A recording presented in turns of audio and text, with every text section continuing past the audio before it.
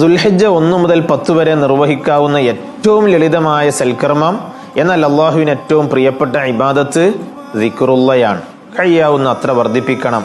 സയ്യിദുനാ റസൂലുള്ളാഹി സ്വല്ലല്ലാഹു അലൈഹി വസല്ലമ നമ്മോട് പറഞ്ഞത് ഫക്സിറു ഫീഹിന്ന മിനത് തക്ബീരി വത്തഹ്ലീലി വത്തഹ്മീദ്. ഈ 10 ദിനരാത്രങ്ങളിൽ ധാരാളം സുബ്ഹാനല്ലാഹ് ചൊല്ലാൻ, അൽഹംദുലില്ലാഹ് ചൊല്ലാൻ, അല്ലാഹു അക്ബർ ചൊല്ലാൻ, ദിക്റുകളിൽ സജീവമാകാൻ നിങ്ങൾ സമയം വിനിയോഗിക്കണം.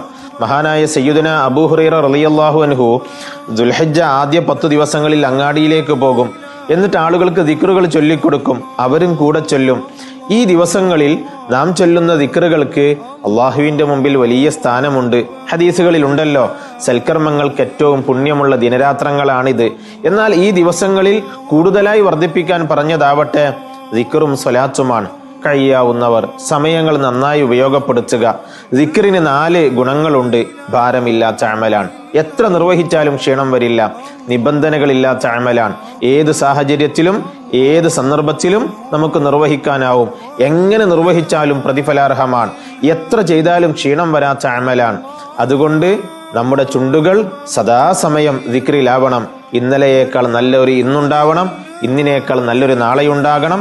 അങ്ങനെ അറഫാ ദിനം വരെ, പെരുന്നാൾ ദിനം വരെ ഏറ്റവും പവിത്രമായ ഈ ദിവസങ്ങളിലെ ഒരു സെക്കൻഡ് പോലും നഷ്ടപ്പെടാതെ നമുക്ക് സൂക്ഷിക്കാം. Download ShareChat.